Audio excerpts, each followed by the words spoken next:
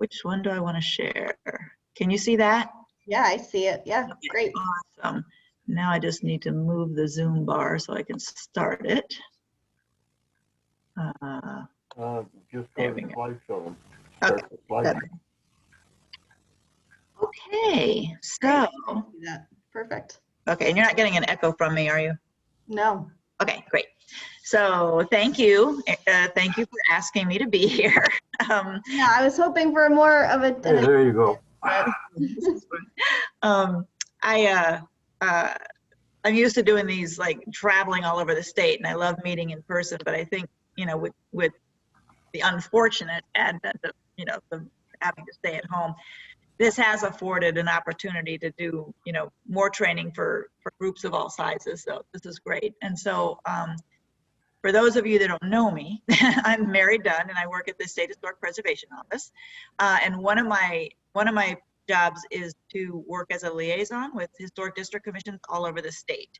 And there are close to 100 of them. So that part of my job keeps me fairly busy. I don't do like workshops, you know, 100 times a year, but I do field a lot of phone calls and emails about just, you know, the administration of these districts. And the thing is, you know, these are locally designated districts, but I hope I can share sort of the perspective of the whole state, you know, and maybe share experiences that other commissions have had. Because with a couple of exceptions, all of your commissions are created under section 7147 of the state enabling statute. This is where you get your authority. And this statute allows municipalities to decide what is important to them in terms of cultural significance, historic significance, architectural significance, and then put in place local legislation to help protect those resources that you've determined are significant to your local history. And as I go through this, you know, because you're established under a local ordinance, this isn't a state action, probably when you're having a question, the best thing to do is talk to your town attorney, because, you know, it's a local ordinance, and so he or she would be better equipped to interpret it. However, as I said earlier, since I work with commissions across the state, I can sometimes just offer, you know, advice or suggestions on how to grapple with any issue you might be dealing with. So I'm just going to go through what you probably already know, is that, you know, historic district commissions per the statute have to have 5 regular members and 3 alternates. And alternates, it's very important for them to attend all meetings, because at any given time, they might be asked to sit in for a regular member that can't be in attendance. And so they need to have been to all the meetings so that they have any backstory that's needed when you're looking at an application. And they're just, you know, familiar with the way your commission works and, you know, previous decisions you've made and how you review certificates of appropriateness. And then also per statute, they really like it if you can have a person that lives in the district serve on the commission. Sometimes that's not possible. Sometimes you don't have somebody that's willing to serve or able to serve, but if possible, it's great to have at least one district resident. And then because Norwich is a certified local government, which I'll kind of explain in a little bit, all of the commission members have to have at least a demonstrated interest or knowledge of historic preservation. It's really great if you can have at least 2 members that have professional qualifications. Now, you know, we understand that sometimes there may not be somebody that has the qualifications and is willing to serve, but if you can do that, we like to see at least 2 professional members, and that could be somebody, you know, in the field of history, historic preservation, architecture, things like that. And then you need to have 1 or more expiring term per year to keep the rotation. And then as far as officers, you have to have a chairman, a vice chair, and a clerk. And then your primary responsibilities are to establish, rules of procedure, how you conduct your meetings, how you review applications. This also gives the residents of your district or the property owners in your district an idea of what to expect when they attend a meeting that you're conducting. And you also need to have a conflict of interest policy in place. And this is mainly so that members know whether they need to recuse themselves from certain applications if that arises. You also need to be submitting an annual report to our office.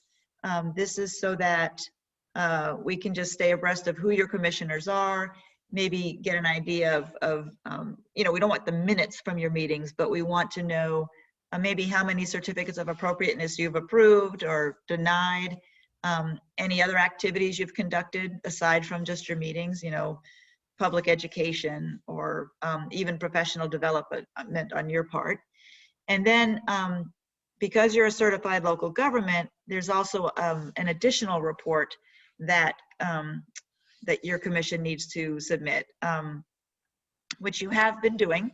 It's basically sort of a fill in the blank that I just send out, and that also is submitted to us on a yearly basis. And then probably most important and probably the responsibility that most generates questions to my office is your regulations. You need to adopt regulations, design review guidelines, something that will give guidance to the property owners in your district so that they understand what you consider when you review an application for a certificate of appropriateness. So when you establish design review guidelines, and the city was actually just awarded a CLG grant to I believe, do this, so that's great. We really recommend that you use the Secretary of the Interior standards as the basis for those guidelines. These are a set of recommendations that have been in place for over 50 years. They've been used throughout the country, on a federal level, a state, and a local level. They're flexible. They've kind of stood the test of time, so they really are sort of the most objective set of standards that are out there. What might guide your design review is identifying the character defining features of your district, so that when you're reviewing windows or a porch or something like that, you have an idea of what the architectural history and significance of your district is. So that helps inform your decision making. When you're doing design review guidelines, it's really good to get input from the property owners so that they feel ownership. They feel that they're not having, a lot of people complain that it's an extra layer. So if they have been a part of establishing those guidelines, then they have buy-in, and I think they feel a little more comfortable about submitting to the process. And then also maybe to shorten your lighten your administrative load, you might think of setting up blanket approvals.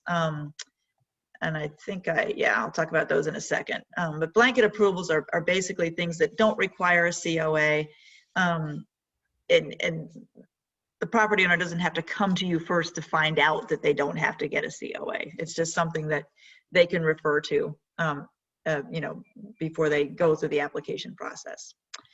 But get back to the Secretary of the Interior standards, we recommend using the rehabilitation standards. There are 4, but rehab standards are the most flexible.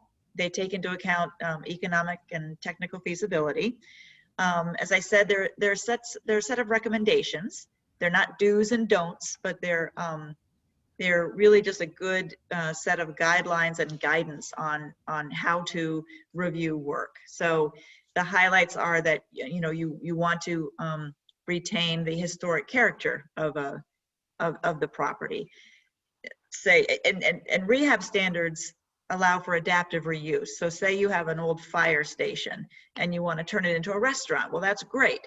But what the standards might recommend is that you make sure it still reads as a fire house, so that you might retain those, the doors that, you know, the retractable, whatever those doors are that, that are indicative of fire station facades, instead of taking the doors out and putting, you know, French doors in or something like that. Are you getting an echo? No, I hear you, Mary. And Okay, Greg, awesome. you just joined? Yes. All right, thanks, Greg. Now we have Greg. We're good now. Awesome. Okay.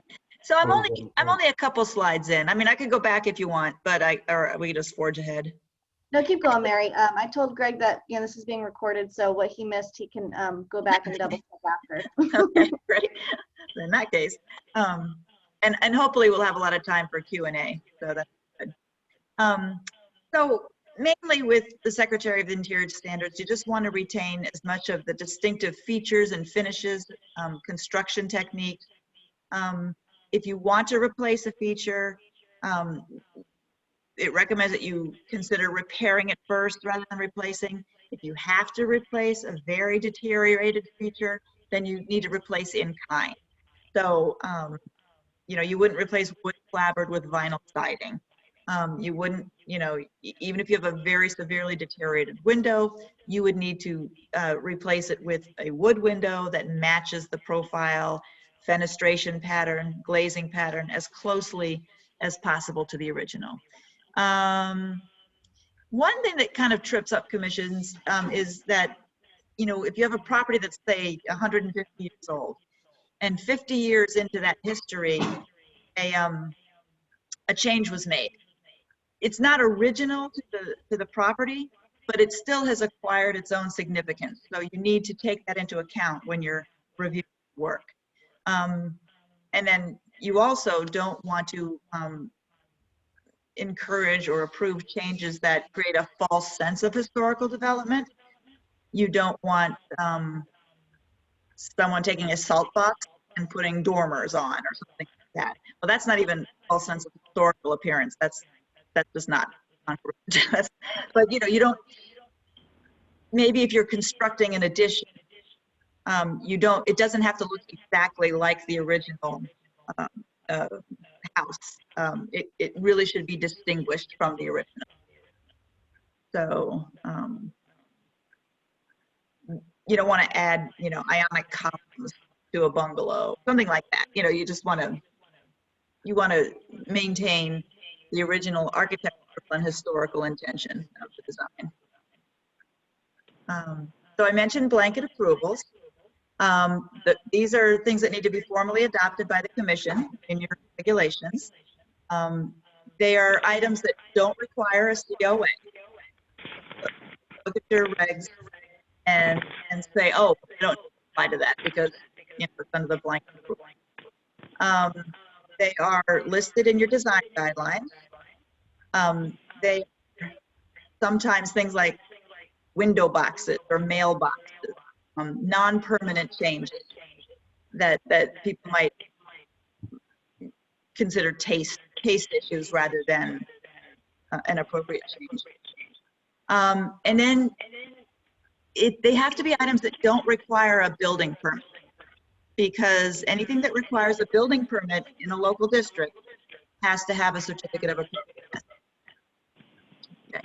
I'm getting a major echo, so I'm sorry if I seem a little distracted. Oh, I only hear it now after you just said it, Mary. I think it. Is everybody on mute? But I don't know if that'll. Yeah, I can put myself on mute. I wonder if it's me. Okay, well, whatever. I'm going to keep going.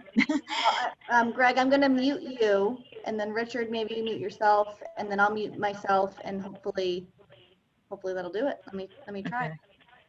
All right, we'll see, because I'm hearing one from you.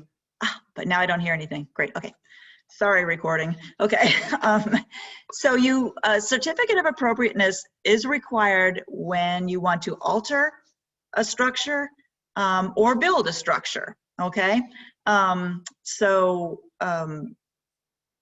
sure your building department is well aware of what properties fall in your local districts. So if somebody comes to them, you know, for a building permit or a construction permit, hopefully the address will pop up on a database, or there's some sort of way to tell that they need to be directed back to you for a COA. And then when you're considering the work, again, just think of historical and architectural value of the house, including changes that accrued, over 50 years ago that might bear their own significance. In the case of new construction, you want to think of scale, design, setbacks. If you're doing an addition on a house, you might want to have compatible texture and material, but you don't need to build, a replica of the main body of the house if you're doing an addition. And then for new construction, you just want to look at it and see if it's compatible, in relationship to the architectural style and features of other buildings. And this isn't always easy to do. So you are, you are encouraged to seek outside consulting, professional consulting if you're struggling with a design, that you're just not sure is appropriate or not. A COA is required for a demolition permit. In fact, the locally designated, the local designation is probably the strongest tool against demolition in the state, because you cannot get a demolition permit without a COA if you're in a local historic district. Parking is also regulated by your commission. It doesn't matter. I mean, you can't rule on why that parking exists. So like if somebody lives in a single family home and they want to convert it to some business of some sort, you can't say, the parking may be required and may be allowed by zoning, but you can rule on whether the size, visibility, proximity to other buildings, has a a negative impact on the character of the district. So in your procedures, you need to, obviously publicly notice 5 to 15 days in advance your meetings, or your hearings at least. You should have a quorum present, which is just a simple majority of members. You vote by majority.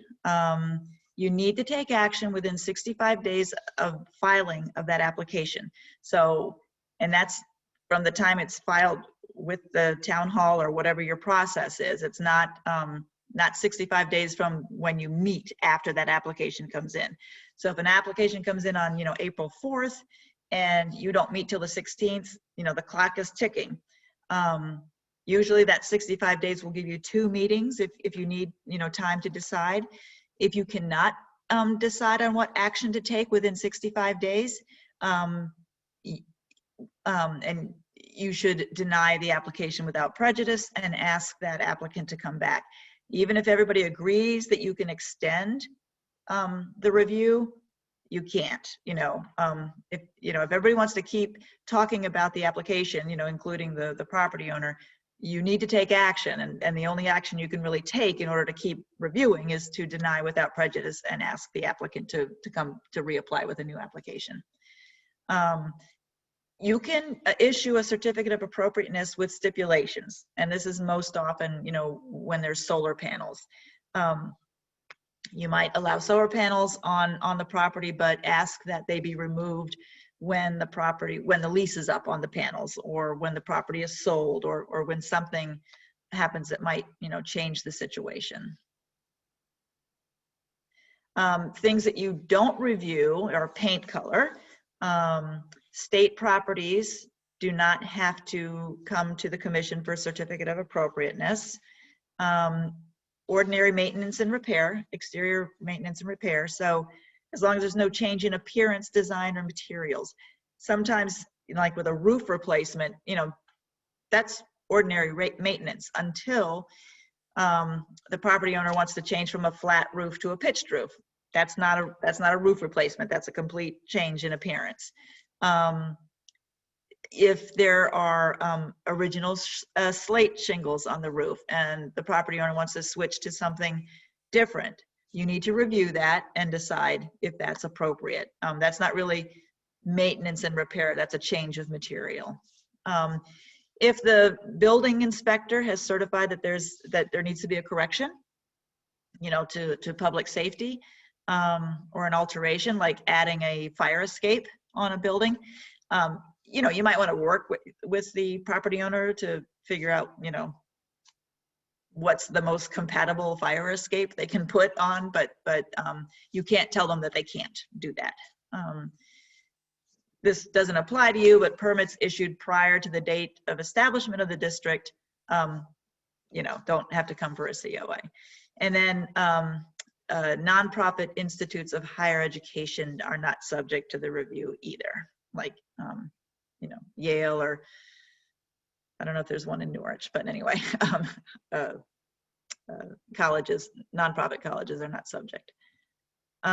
So enforcement by the town, if you find that somebody is doing work without a COA that should have gotten one, you need to work with your zoning enforcement officer or building inspector, and that person should go out and issue a cease and desist, or ask the property owner to come in with an application for a COA. And if they don't cease and desist, or they're then the appropriate action is in Superior Court. You can impose fines, daily fines, until the work is corrected or stopped or resolved. I don't think this happens very much. Usually it does get past that first bullet. If someone's doing work that didn't come to the commission first, usually the zoning enforcement officer can go out and try to manage the situation. If you deny a COA, the property owner has 15 days from the decision to file an appeal in Superior Court. This only applies to the property owner. There's not a provision for abutting property owners. So if they disagree with a COA that you approved, they can't appeal it. They don't have standing for that. If you issue a certificate of appropriateness for a demolition, there's an automatic 90-day delay from that issuance, and this is outside of any local demo delay you might have. It's an automatic under the state statute for local commissions. And during this time, you need to notify our office to give us an opportunity to try to find a purchaser to retain or remove the building, or to find some alternative to demolition. There's no obligation for the owner to sell the building. The town might agree to abate the property tax for that 90 days. That's allowable, not required.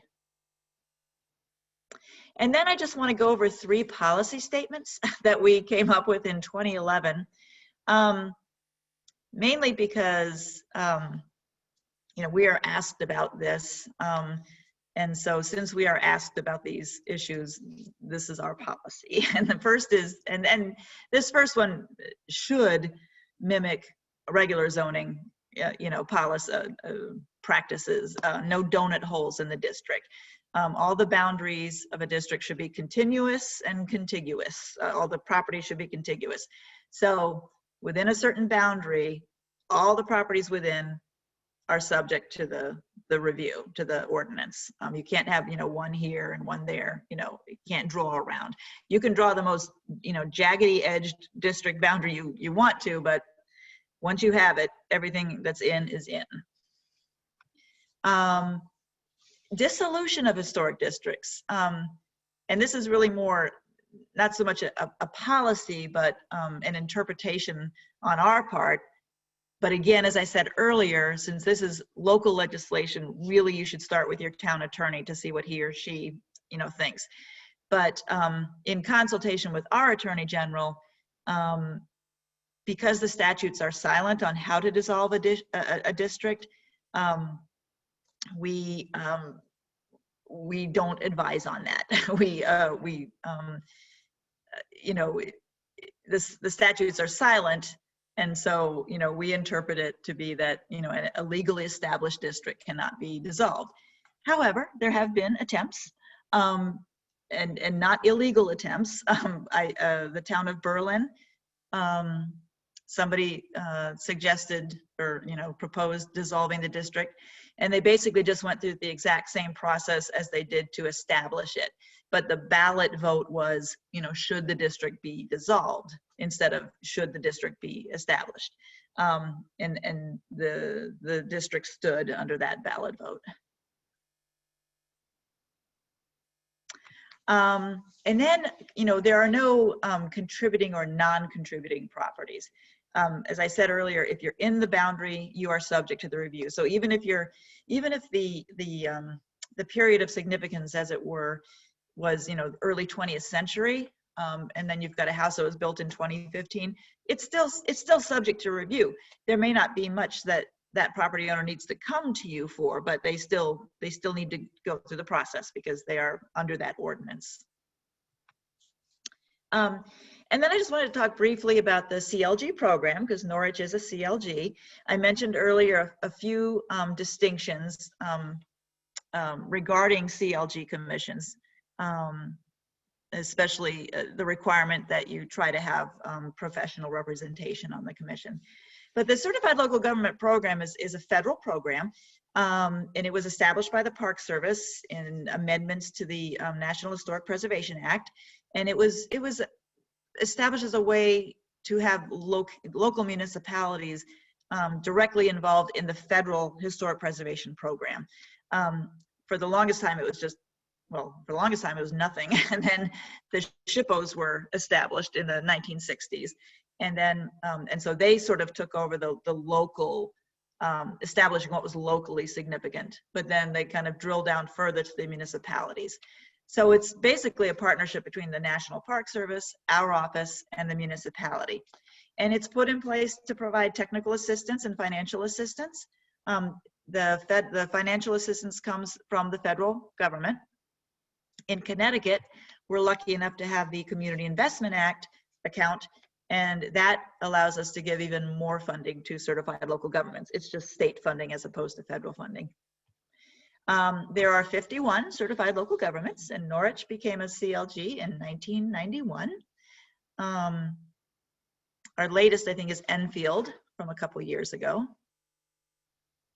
And as I said, the benefits are education and training. There is a National Association of Preservation Commissions that has an excellent national conference every 2 years, and we can provide funding to have your commissioners attend that training, and it is awesome. I've been to a couple of them. They're about a week long, and they just cover myriad issues that would be of interest to your commission. So there's that. Hopefully, if you've decided to become a certified local government, that means that the municipality would like to have a stronger preservation influence in planning. We do prioritize our certified local governments when we're trying to establish our state objectives for historic preservation. You do have, this also distinguishes you from other commissions in that you have a formal role in the National Register process. When we get a nomination, anybody can submit a nomination to the National Register. But if it comes from a certified local government, if the property is located there, we will send the nomination back to your commission and to your chief elected official. And we need concurrence from at least one of you in order to move forward with the process. So if both of you come back and say, you know, this doesn't meet the criteria, then we don't take any further action on that nomination. And we do send those comments down to the National Park Service.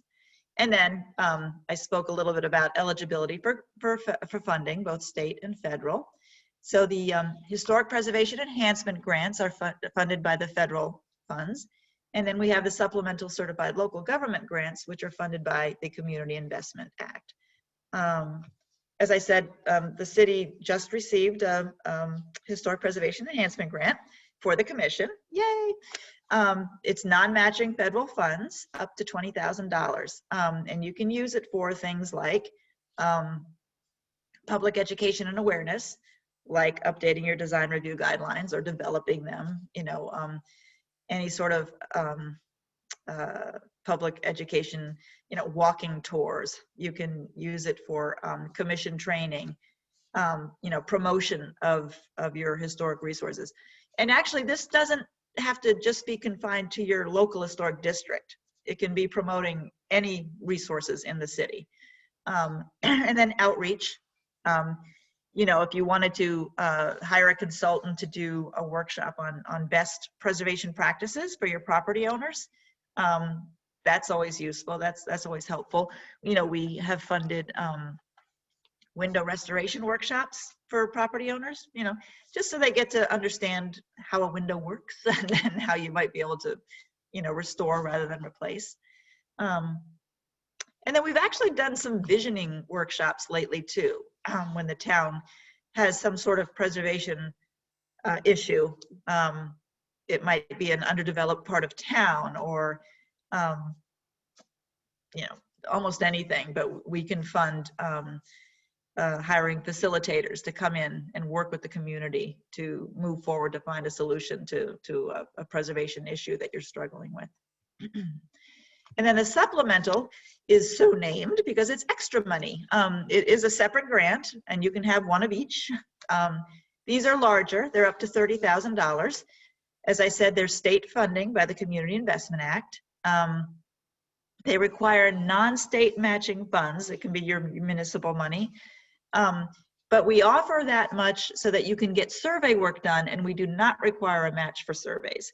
So if you have an area of the town that you'd like to do an historic resources inventory for, or you have a bunch of inventories that are like 30 or 40 years old that you'd like to update, you can get $30,000 of non-matching money to hire a consultant to help update your resources, because that's one of your basic responsibilities as a CLG, is to have a baseline survey of historic resources in your municipality. And you know, as the 50-year threshold shifts, you know, I mean, a lot of these surveys were done in the 80s and they stopped at 1930. And as we know, there is a lot of good history and architecture that happened after 1930. And so it's good to update your surveys. And so, as I said, it's just a little more money to support broader planning efforts. Like I said, HRIs. Sometimes the city might apply for one to do a condition assessment on a town-owned building that might be vacant, and you're not sure what to do with it. So first you want to find out what's wrong with it, and then what can be done to fix it and bring it back online. Preservation planning reports. We fund National Register, State Register nominations, additional local historic district study reports if you're looking at a new area of town that you might want to have designated. So we're almost finished, but I just wanted to go over some questions that we get on a regular basis. And one is, and again, a lot of this, you just need to talk to your town attorney. But a lot of people wonder, you know, what constitutes a public way? Because your review authority extends only to alterations of architectural features that are visible from a public way. And that generally means the street, sidewalk, maybe a public parking lot that you can view. It can mean a river, a waterway, if that's part of municipal property. So it's, you know, it takes a little interpretation. What is a structure? A structure, as opposed to a building, is really something that houses non-humans. So a structure could be a garage, but a structure could also be anything that's affixed to the ground permanently. And that can also mean by gravity. So in one case in Fairfield, a structure was a 50-foot long art installation on somebody's front lawn. But because it was considered a permanent structure, it had to be reviewed by the commission. I suppose they reviewed it for its impact on the visibility of the historic structure, because, you know, you know, solar panels ground mounted are structures, things like that. Okay. a lot of people or commissions wonder if they have jurisdiction over the use of a property, and you do not. When you're reviewing, especially if you know form is following function, if you're reviewing changes to the exterior of a building that are, even if they're based on a change of use, you know, you don't look at you're not considering the use of the property, you're just considering its impact on the exterior changes. So, and it's very important not to talk about that. It's outside of your purview, and it can weaken your argument if you spend a lot of time talking about whether you approve of the use of the property. If zoning has already approved a site plan, or if it's already an approved use in that area, that's a done deal. That's not, you know, that's not to be debated. What your purview is to, if there are exterior changes, whether they are appropriate or not. And this can also be if somebody's constructing a new house and zoning allows for 3,000 square feet, you can't say, oh, you can only have 1,500 square feet. But what you can do is talk about, you know, scale, materials, how it's set back from the street. You do have a lot of purview over that, okay? Then reviewing solar panels, they are provided for in the statutes. A lot of people interpret that statute or that section as meaning that you have to approve solar panels, but you don't if they have a negative impact on the historic character of the property or the district. So you really just have to look at what the property owner is proposing. You can certainly make alternative suggestions. You know, ground-mounted panels are usually less impactful than the, you know, panels that are right on the front-facing pitch of the property. We do workshops on synthetic and substitute materials. I mean, if you feel like, you know, we don't want to say that you cannot approve those. You just need to be knowledgeable about what they are. You need to know about what the long-term durability of it is, what it will look like after 5 years. So substitute materials are sometimes an issue, and please feel free to call our office for advice, and also call our office because we do workshops on that, on how to review materials. You know, especially, you know, you want to work with your property owners. Reconstruction of new features. We talked a little about this earlier. You know, we would usually want the property owner to come with some sort of evidence that a feature actually existed on the property, you know, before you could approve that. If somebody wanted to add a porch to their house, well, if there was a porch there once and they have like photographic evidence, or you can approve that. So these are kind of sticky points. Archaeological considerations. These come into play if there's actually a property that is locally designated as an archaeological resource. If somebody is doing work, you know, on the grounds of their property, you can ask them to maybe take into consideration the fact that there might be archaeological sensitivity. But unless it's an actually designated archaeological resource, you don't have purview. But it is something to consider. There may be, you might want to, you know, look at your districts and see if there might be archaeologically sensitive areas that you might want to designate, you know. Oh, so that's it. Okay, so as I said, for more information, you can email me or call. We do a series of workshops every year with Preservation Connecticut, the statewide nonprofit, and with, you know, the advent of virtual meetings, we can cover a lot of territory. So, are there any questions that anybody has? Well, I'm gonna unmute Greg over here. Thank you so much, Mary. That was really awesome. And it's always good to have a refresher. So I appreciate that too. We have about 10 minutes, guys, for questions before our regular meeting. So, and Mary's email and phone number is there too, if you guys want to even call or email her afterwards with questions that we didn't get to this evening. Sure. So any questions so far? Was just thinking about the case on Mediterranean Lane there from a legal aspect. You know what I'm talking about? I do. I'm listening and then trying to also unmute Greg at the same time. Yeah, Oh, let me stop sharing. Sorry. yeah. Okay. We had an owner on Mediterranean Lane who caused us much grief. He ended up, he was out in New York. He was a lawyer, and he was doing work that was not approved, and etc. And the chairman at the time, and he got into a rather nasty tussle, verbal tussle, and it got to the point where we were thinking about taking him to court. And I just don't know if,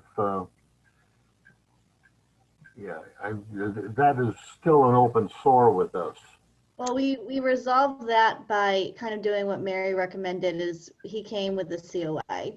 So we did ultimately approve the work. So we avoided court in that way by having him come before us with the COA. Great. Yeah, it's important for commissions. I mean, the unfortunate thing is that a lot of times commissions don't get the same respect or acknowledgement that other town commissions do. But you are a town commission sworn in by your chief elected official to do work for the town. And so,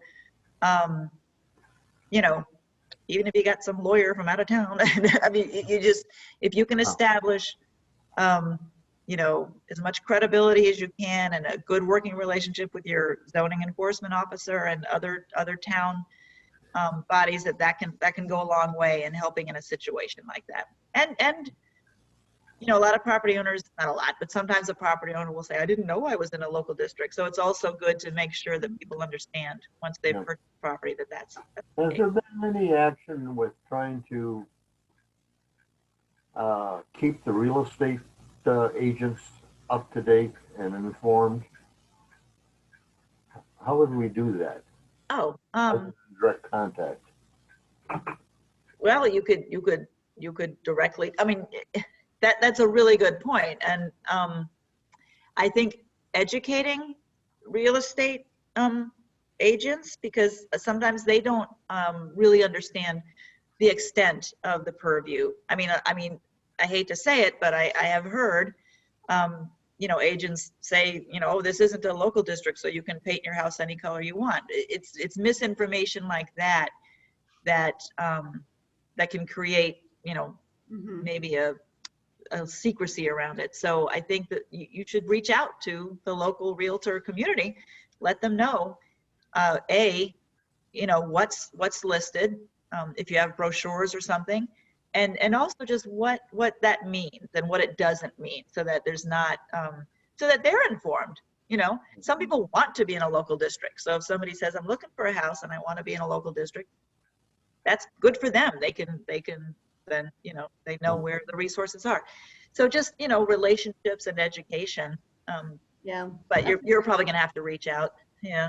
Yeah, what I've been doing is, since, you know, I live just outside one of our districts, you know, every time I drive around, I see what's for sale and what's not for sale. So if I see something for sale, I go try to find the listing agent and email them and say, hey, just FYI, this property is in a local district. And then I email them an attachment of our brochure that we just recently Great. published. So that's what I've been doing so far. That's perfect. Yeah, that's great. My two questions. Sorry, go ahead, Mary. Sorry, I interrupted you. No, I'm just saying, and you know, a lot of times, you know, national register listing can be confusing as well. So it's also important that they know that there is a difference between that. I do mention that too. And then I say, if it's in a national district, you could be eligible for tax credits too. So I throw that in there. See, that's a great selling point. They should appreciate having that. If you're in a local district, you are automatically on the state register, which makes you eligible for tax credits. And so that's, boy, if I were a real estate agent, it'd be great to be able to tell somebody, ooh, you know.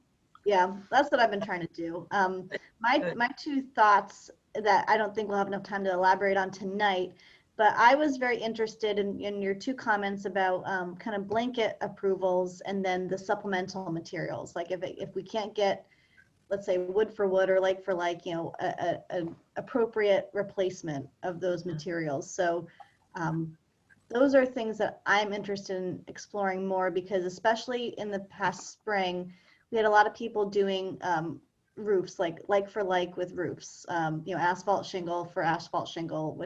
So, you know, that would have been a very easy thing to have approved just unilaterally as chairman, and then going to the commission afterwards and saying, oh, hey, this person did this roof, it was like for like, not a change, you know, making the process go faster, because I get a lot of complaints about that.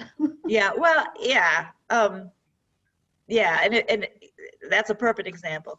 Just be sure that they understand it is, if it's like for like, and Right. you're not changing the pitch or you know, changing the materials, you know. So but yeah, that's, I mean, even if a tree fell on the roof and you had to fix it and you weren't making any changes, they shouldn't have to come to you, you know, because, you know. Yeah, we've had a couple of those that I wasn't sure how to handle either, so that's helpful to know. Yeah. That's good to know. And the supplemental material, we always have questions about that. So that may be a case by case where I have to call you, Mary, and be like, I don't know. Yeah, it really is. But the key there also is get as much information as you can, because unfortunately, sometimes the property owner doesn't really even know.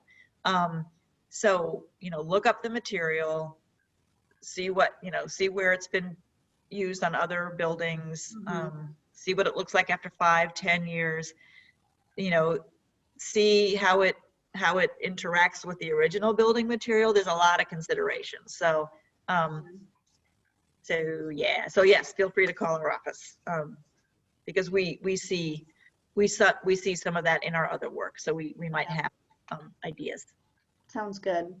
Well, we have about 3 minutes before I have to kick everybody off and then go into our regular meeting with our other Zoom link. But in our remaining minutes, Nancy, or if Greg, you can unmute yourself. Do you guys have any questions, or Richard? No, I'm pretty well set. Okay, cool. I thank you for your presentation. You're welcome. Thank you for asking me, and I'm just really happy that you're getting a grant, and I hope to see more of that. So good. Right. Thank you so much, Mary. Nancy, do you have any questions, or are you good? I'm good. Okay. All right, fabulous. Right. Well, Mary, thank you for your time this evening. We really appreciate it. Sure, my pleasure. Thanks a lot. Have a good rest of your meeting. Thank you so much, guys. Bye. Okay, jump off and come back. Yep, I'm gonna kick you all out, and then we'll go on the other. So go on the other Zoom link. Okay.